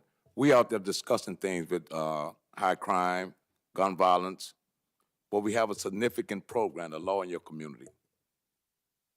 And it starts by a conversation to stop a confrontation. So everybody get involved, get the chapter. We've got 50 chapters throughout the nation. We all try to get on the same page. The crime, they're going to continue, but we can make it better. We're trying to build trust back in the communities with law enforcement. That's our main purpose. Judge Ketanji Jackson, she knows about some of the neighborhoods. She grew up in Miami. Miami have a high crime rate. She said she saw it firsthand growing up. She saw it firsthand. So the decision when it comes to law enforcement is going to be important because we all got to live here in America. But we can start making a difference today. By that nomination, and not just pass a nomination. We talk about the voting rights. We talk about everything in this. I'm saying I've been watching this confirmation hearing, man, since Monday. I'm like, man, I don't believe this. Because I've never been to this, though. It's a big history class, you know, and civics class, I remember civics. But she can make a difference. Not only her, but she got 8 other associates on that Supreme Court team with her. They all gonna have to sit down and talk and make this better together. One person not gonna solve this problem. One person not gonna make a difference. But you got 8 other justices on that Supreme Court. And everything's going fine, people. America's doing a great job. I don't get caught up into the politics, the Democrats, the Republicans. I'm just being honest, I don't. But I know it's needed, and I know we gotta get things done, so everybody gotta work together. Everybody gotta work together.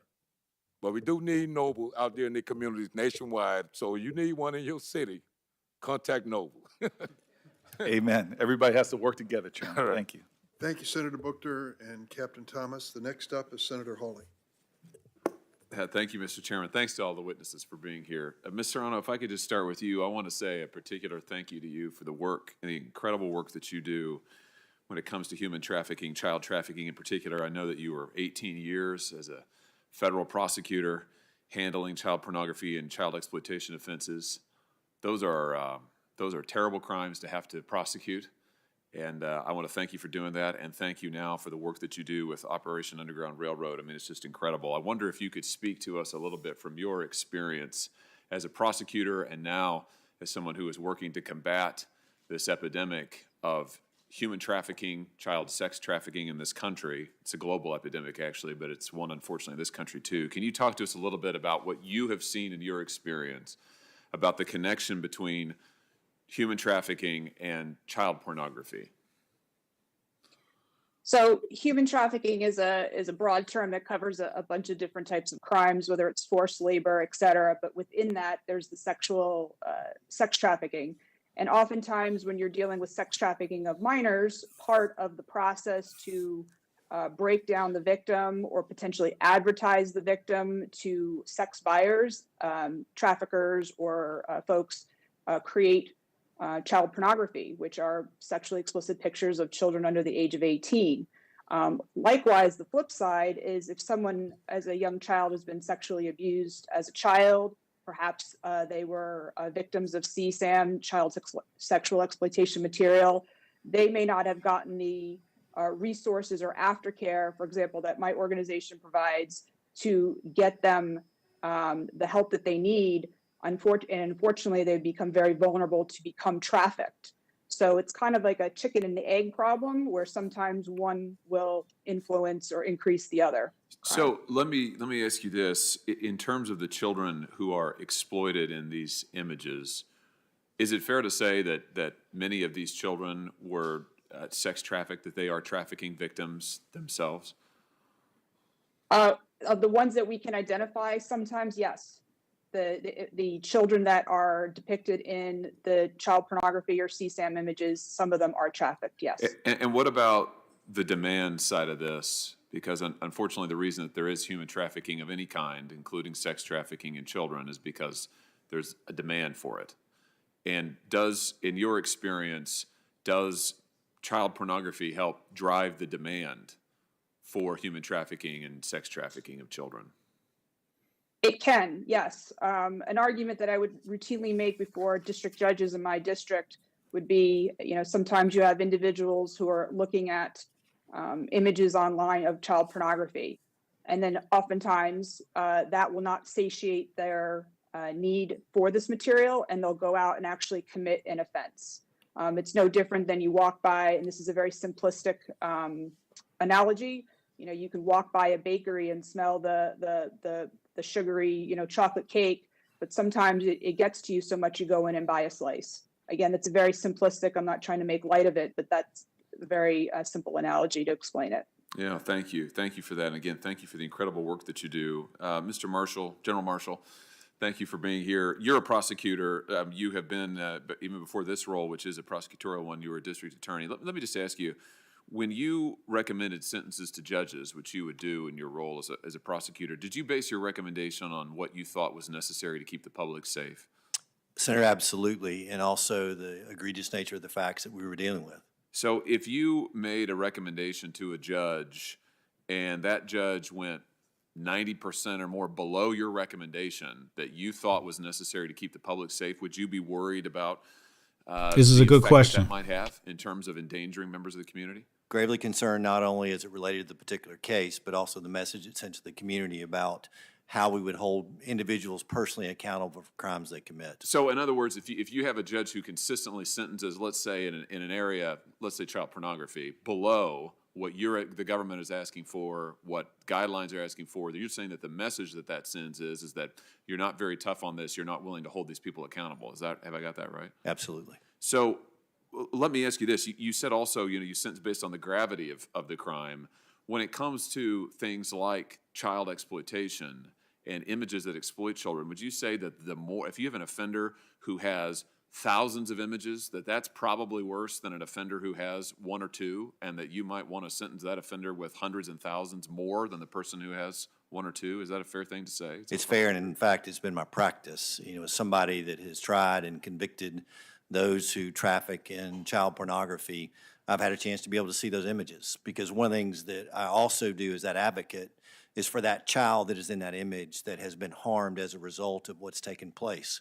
And so not only do we want to be able to deter that conduct, but also we want to be able to be that voice for the voiceless in this case, and those children whose images are being trafficked. Because they often, the kids who have been trafficked, their images have been used, they often don't have anybody to speak for them, right? You come into court, the judge has got to do justice. In a way, the judge has got to do justice by them, on behalf of them, because there's nobody to speak for them. And it's not like they don't get to prosecute the case, right? A lot of times we don't even know who these kids are. We can't find them. We can't help them. So it's really up to the court to do something on their behalf. Is that fair to say? The court is the ultimate voice. Yeah. I wish that Judge Jackson shared your perspective, General. Thank you. Thank you, Senator. I want to apologize to Senator Hirono. I recognize Senator Booker, and she was next in line. I hope she will forgive me. I forgive you. Thank you. Now I recognize. Well, if you're asking for forgiveness, I was supposed to read something into the record just to ask Senator Hirono. The NAACP Legal Defense Fund asks that we enter their report into the record. May I do that? Go ahead. I would like to ask for that to be entered into the record. Without objection. Thank you very much. Not patient. Thank you very much, Mr. Chairman. Captain Thomas, Noble's support for Judge Jackson is a powerful counter to the foundless charge that Judge Jackson is soft on crime. I thank all of you for being here. Congresswoman Beatty, we all know that Judge Jackson is eminently qualified. Her character, her integrity, her humanity, her kindness, her fairness, her leadership, these were qualities that were apparent from a really young age. And I thank Mr. Rosenthal for telling us about what she was as a young girl. It's an incredible story, and I really enjoyed listening to you. Congresswoman Beatty, as you listened to Judge Jackson yesterday, especially when she talked about her experience at Harvard and the need for perseverance, I was going to ask you whether you could relate to that, but clearly you could, and so could I. Do you think the message of perseverance is a powerful message, especially to Black women and girls in this country? First of all, let me just say not only thank you for the question, but thank you for your service and what you represent. I think it is an extremely powerful and needed message that we send out to little girls, all little girls, but specifically those who are of color. And I think what you saw yesterday builds for our children, grandchildren, and those yet unborn, because even today, we are fighting for things that we were fighting for in 1963, 64, 65, and 68. So today could not only be landmark as we do this, it could propel us for the future that every little girl will then believe that she can soar. And believe me, as an immigrant, yeah, but can she swim though? Can she swim without the worry of another boy being in the same pool as her, competing with her? rule of law, I think you also have to look at judicial temperament. And what you saw yesterday, beyond her talking about her early childhood, was her response to the tough questions, maybe I think some unfair questions. You saw judicial temperament. Exactly. Thank you. Dean Goldboff, we know that many of the Supreme Court decisions are unanimous or pretty close to that, but then we're seeing more and more 5-4 or 6-3 decisions. And as I said, we have a very, in my view, an ideologically divided court. And you were asked earlier what the impact of these kinds of split decisions, especially in areas of voting rights, LGBTQ plus rights, abortion rights, workers' rights, union rights. These are the most consequential kind of cases where we can expect more split decisions. Judge Jackson was asked repeatedly about her judicial philosophy, and she does have one. It has to do with her methodology. I wanted to ask you, do you think all of our justices should view themselves as originalists? I think every justice has to read the Constitution as they think they should. I think they have to be committed to the Constitution and committed to the judicial role in the constitutional scheme, but I do not personally think that everyone has to have the same approach to the Constitution. I agree with you, because as an example of an originalist, if we were to follow Justice Scalia's view of originalism, we would not have same-sex marriage in our country, because the Obergefell case would have been decided very differently under Justice Scalia's view of originalism. And in fact, Justices Thomas and Alito, also originalists, and in their view, they've already signaled that they would like to revisit Obergefell.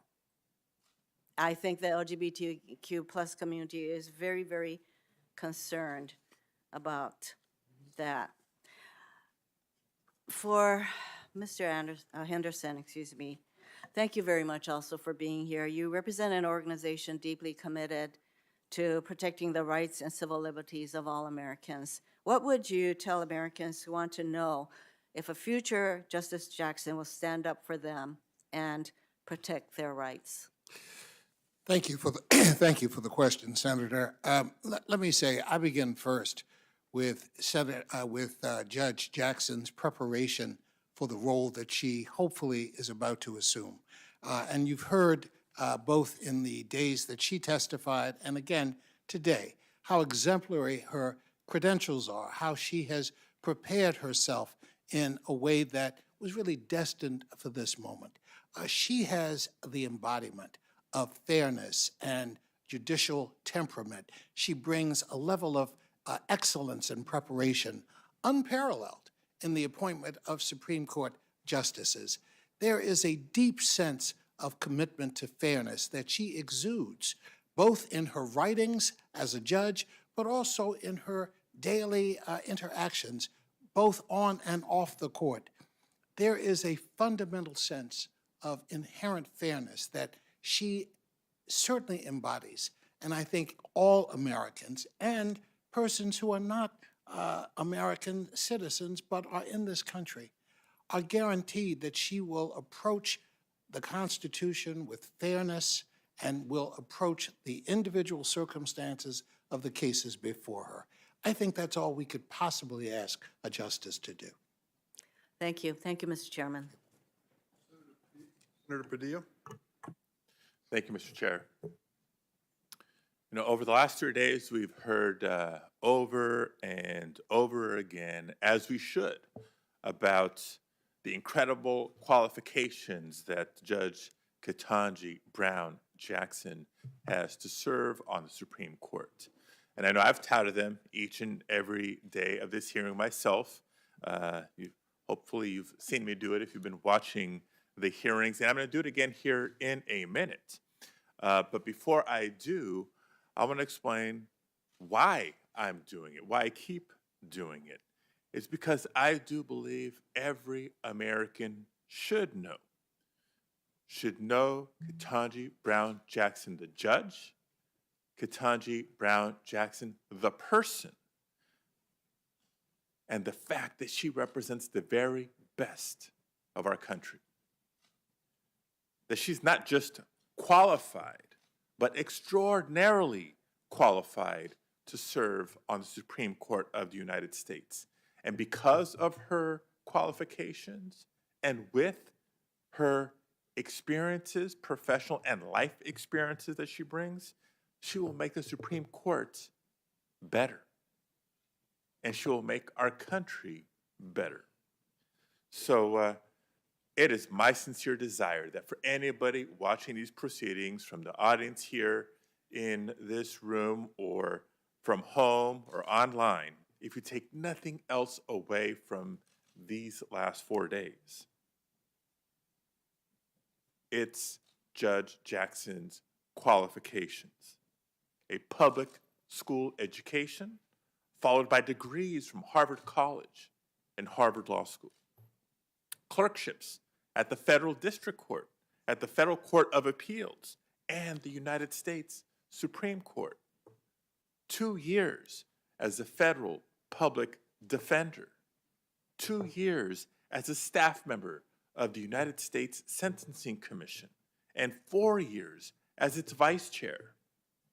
3 separate confirmations by the United States Senate, each time on a bipartisan basis, including 2 lifetime judicial appointments.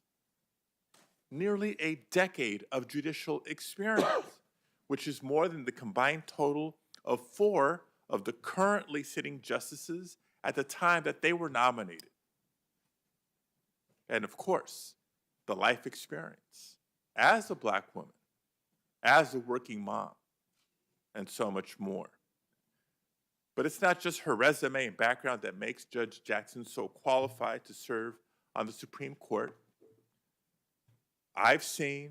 We've all seen over the last 3 days, how she answered every question and met every unfounded, unfair, and insulting accusation with a level of grace, dignity, and patience that very, very few of us would be able to demonstrate under similar circumstances. And she demonstrated that she's sharp and thoughtful in her responses to legal questions. And she clearly has an understanding of and a commitment to the rule of law and the principle of equal justice. Now, based on her background, her experiences, and her qualifications, in my view, Judge Jackson merits strong bipartisan support from this committee and from the Senate as a whole. My question is this, and I address it to Congresswoman Beatty and to Mr. Henderson. For those who are concerned about the politicization of the Supreme Court towards one end of the spectrum or the other, what would it say to the country if even someone with Judge Jackson's background, experiences, and qualifications cannot earn bipartisan support from the Senate? Thank you so much, Senator. I think it would be a sad day in America. As my friend and colleague Wayne Henderson said earlier, when we look at this confirmation and we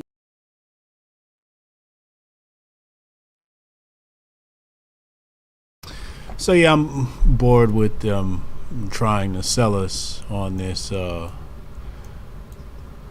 this whole bipartisan talk and blah, blah, blah. And here's why Ketanji Brown Jackson is so great, and blah, blah, blah. Hey, I'm just not here for it. I'd rather see some even pretend scrutiny, some real conversations, and not sales pitches. I'd like to segment the conversation into the types of cases she had, the different types of constitutional impacts that her decisions may have had, et cetera, et cetera. And dive into that stuff, right? And say, okay, where does she stand on guns? Where does she stand on, I want to know where she stands on different things. Where does she stand on abortion? Where does she stand on freedom of speech? Where does she stand on cryptocurrency? Where does she stand on the Federal Reserve and central banking? These are the things, I'm more concerned with. Where does she stand on school choice? Over at Hotep Nation, we deal in homeschooling. And that's where we really want to, we want to dive in. I feel like I don't know enough about her from these conversations, from these individuals, from the American Bar Association. I mean, all they're doing is just selling her. So it's just like really no point in listening, because I mean, you heard one, you heard them all. You're gonna hear a senator try to sell us on them, and then you're gonna hear like this black guy right here. If we were to listen to him talk, he's just gonna again talk about, hey, this is great. We have a black person, a black woman, a black lady. This means so much to me emotionally, and it's just like, yeah, I get that, but there's a lot of black people who have not done right by the black community and that have been propped up and put into higher positions. And, I've made that mistake in the past where I've selected people just based upon skin color to stand alongside of me and build something great, and turned out that was not the best decision. I should have chosen people based upon merit, based upon their work, based upon their stances, their loyalty, etc., and then maybe skin color last. But all this, hey, she's the first black woman stuff, it doesn't move me, it doesn't impress me. Maybe if you'd have caught me, 20 years ago, it might have moved me, when I was a child and I didn't know no better. But today, I mean, it really just doesn't move me, the whole, first black person this, first black person that, especially when nobody's giving tribute or shout out to Clarence Thomas, who has been sick since Sunday, and he's black. So yeah, the whole race thing is cool or whatever, but I want to hear something real, something I can sink my teeth into. Thank you, Senator Padilla, and thank you to the panel, and I welcome all of you to this room, and thank you for your contribution to this historic occasion. I said at the outset, and I want to repeat now, my gratitude to my ranking Republican member, Senator Grassley, a true gentleman and friend who believes, as I do, that this is one of the most important assignments in a Senate career, to be on the Judiciary Committee at this moment in history. I believe that the admonition of the leader on the Republican side, Senator McConnell, that our hearing be fair and respectful of the nominee, was largely upheld by the members of the committee, and I hope that we can continue in that vein.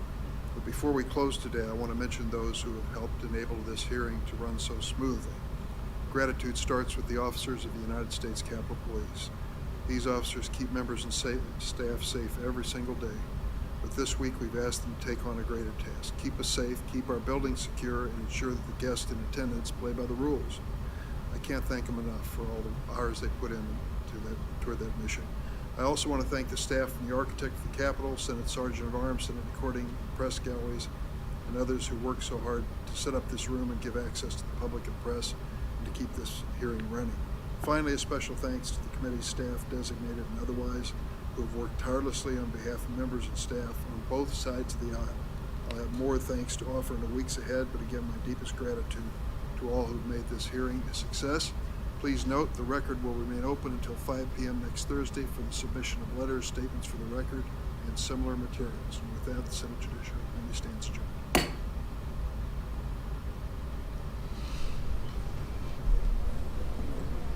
Oh, thank God that's over.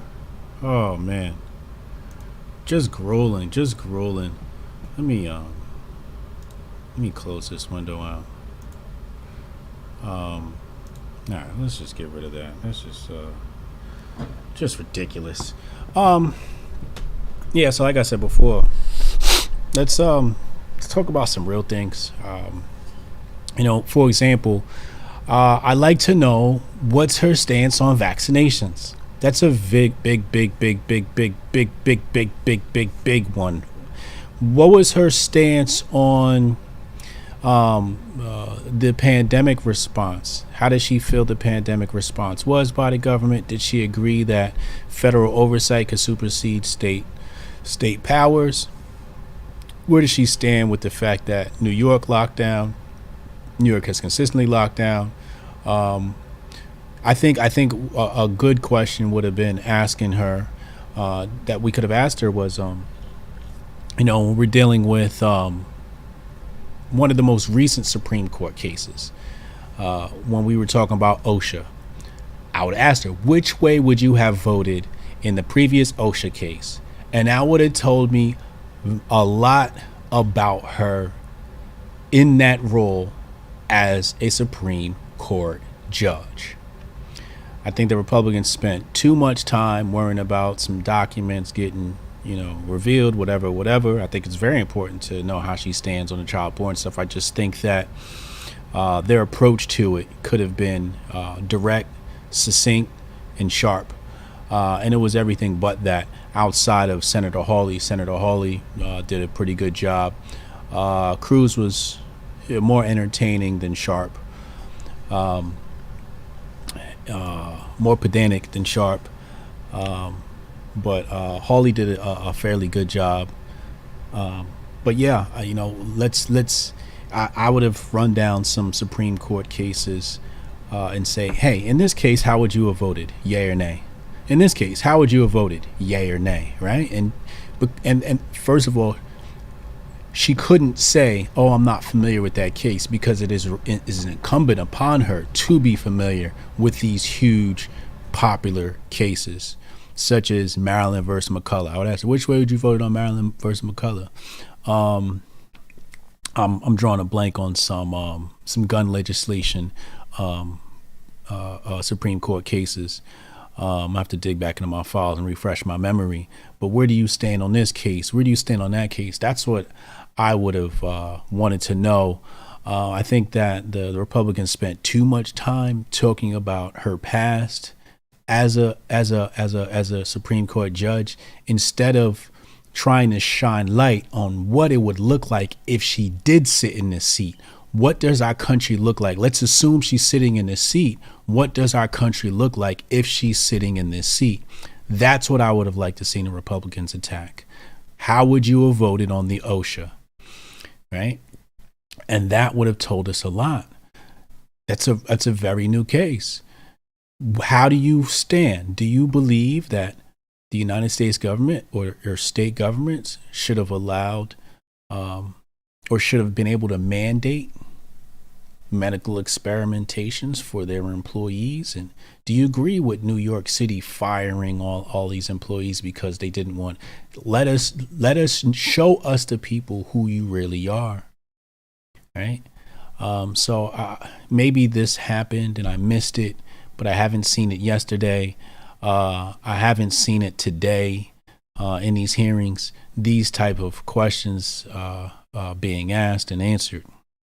So I think there's a huge missed opportunities to finally see what type of individual or what type of judge Miss Jackson will be. Way too much focus on her past, not enough focus on her future. Does she agree with the New York mayor? What's his name? Eric Adams. Just want to make sure I get it right here. Yeah, Eric Adams. Does she agree with Mr. Eric Adams in regards to how he's handled it?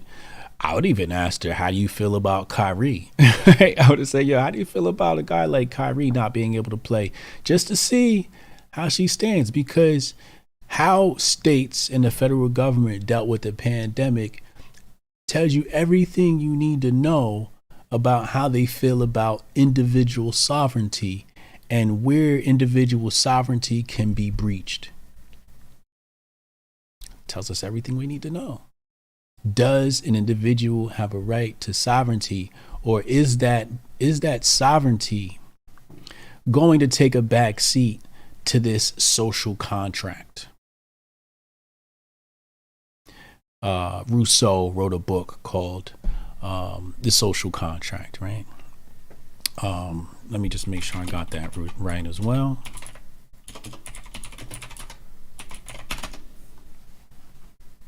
Yes, it's called The Social Contract by Jean-Jacques Rousseau. I read it. It's a bit of an ancient read. When did this book come out? 1762. I want to say. Yeah, 1762, originally written in French. Obviously, I read the English version of it. Fairly difficult read because it's written in like Old English or something like that. But in here, he basically makes a case that we are all binded to a social contract. And that is the argument that Democrats, socialists, communists, and progressives will make. They'll make this argument. They might not say the term social contract, but they'll say, hey, you have to go get the vacation to protect another individual. So basically, the greater good supersedes my own personal freedom and sovereignty. And for a Supreme Court judge, we need to know where she stands on something like that, because she's going to set a precedent. When we had the OSHA SCOTUS hearing or case, it was a 50-50, one win, one loss. One in the private, I feel the people lost in the public. In the private sector, Clarence Thomas voted nay on mandates, right? Saying people are mandated to get the vacation, et cetera, right? So he voted nay on that. However, I'm not sure what his personal vote was, but when it came to the OSHA case thereafter, when it dealt with the government, well, Supreme Court said, hey, if you are a government employee, however, you are subject to the mandates of your government employer. So as I say, it's a 50-50 win, you know. There's a win because we won in the private sector, but in the public sector under government, we did not get a win. The individual sovereignty took a backseat to the government will. Basically, government saying, because I help you pay your bills, because I employ you, you are under my jurisdiction. Whatever I say goes. And basically, we own your body. And that's the precedent that Supreme Court justices make. How much power does Congress have? How big is government going to get? The Supreme Court is supposed to keep Congress in check. They're supposed to keep government small. That's their job. Implicitly, that's their job. And the more democratic,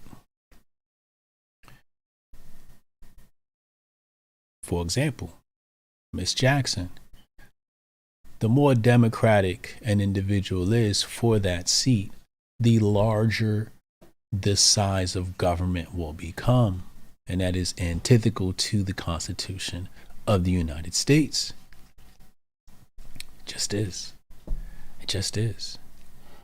You took a healthcare took an L? Yeah, good point. Yeah, healthcare took an L too. Mainstream commentary said she could not define woman because that would prejudice any future ruling she may make.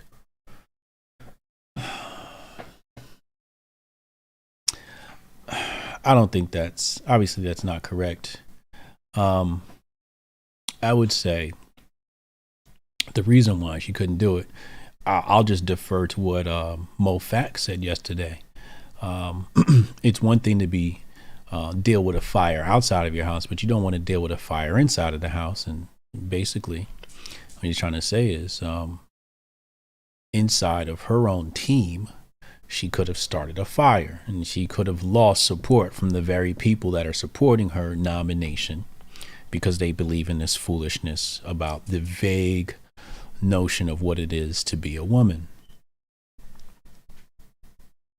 So that was a business play, a play that I think she played cleverly for her own benefit. Obviously, it doesn't make any sense, and I'm sure if, behind closed doors she would have something other to say. I believe that the black lady from the American Bar Association with the red on today, I think if I took her in a room and spoke to her 1v1, she would definitely tell me what a woman is. But these people are politicians, so they got to play political games. And honestly, I don't blame them. I blame the American people because we've allowed it to get this far. We've allowed this stuff to happen. Give an inch, they take a mile. And this is stuff that Hoteps have warned people about for going on 3 decades now.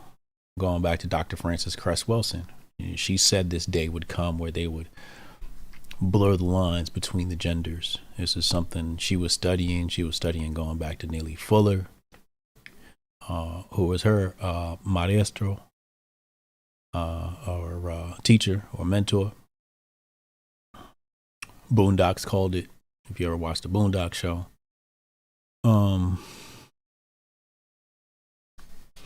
She deferred and didn't want to answer the question because she has to walk a line in 50-50 Senate with Officer Harris as a tiebreaker.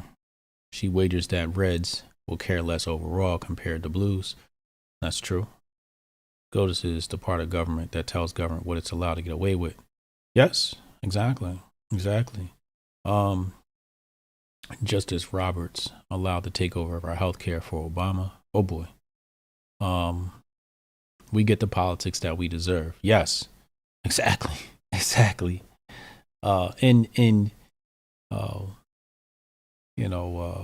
comes down to education and being informed. People wanting to go dig up the information, understand the language of our nation, the systems and institutions of our nation and how they operate. This is wholly on the onus of the people. But and also I wrote an email yesterday. If you're not on my email list, briansharp.co. I wrote an email yesterday and basically said, you can be free of this system anytime you want. The system wholly requires our participation.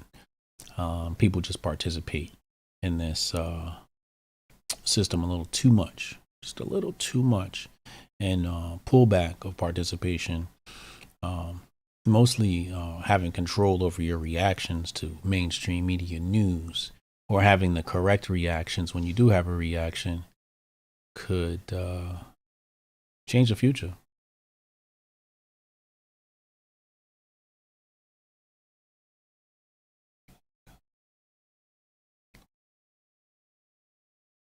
Shout out to Tosh Kayleen, appreciate you.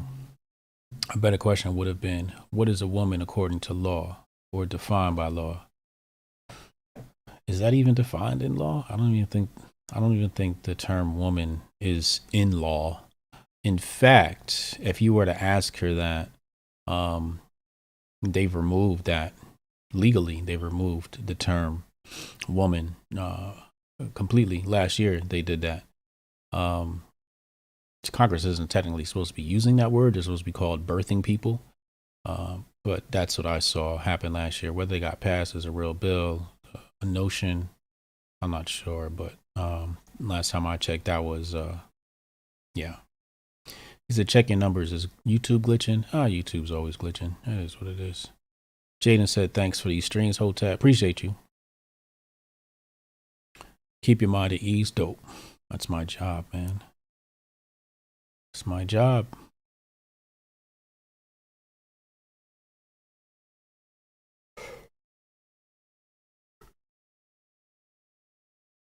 People participate because they can't be happy with very little, right? Yes, yeah, in law, it's called person. Yeah, it's not, there's no woman or man term really in law. It's called a person. You know, corporation, you know, a person, and a person could also be a corporation. But yeah, there's no like woman definition in law. At least not that I know of.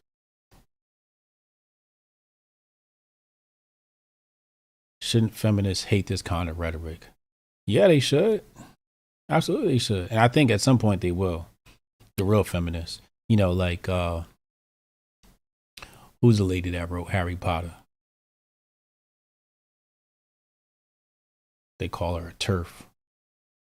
You're gonna have a lot of women. Me and Uncle Hotep in our secret show that we record on Mondays, patreon.com/Hotep's Been Told You. I was talking about the UK feminists. UK feminists, you know, flew out here. You know, when that swimmer was taking away opportunities from women. So they are wholly dedicated. So you're gonna see. You know, I think they're gonna see a good rise in that. Yeah, birthing people is definitely disrespectful to women.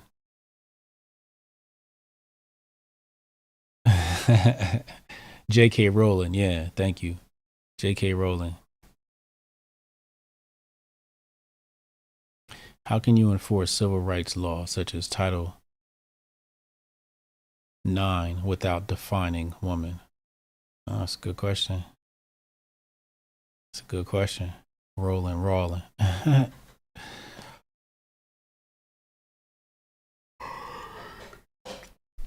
Yeah, man. Well, thanks for watching today's stream. Hotep's Been Told You is going to be on later. Make sure y'all go check that out. 8 p.m. Eastern Time. I'm Hotep Jesus. Love y'all. Hotep and Bill. Hotep.